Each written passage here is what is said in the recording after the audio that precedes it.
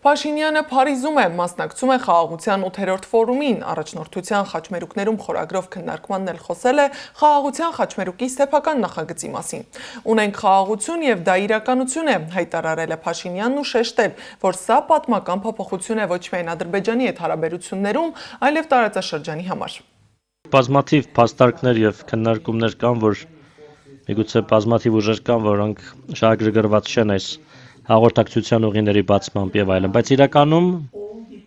բոլոր խաղացողները կշահեն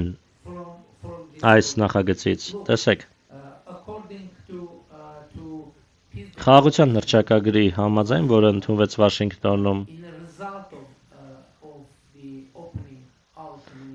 Ադրբեջանի հետ մեր հաղորդակցության ուղիների բացման արդյունքում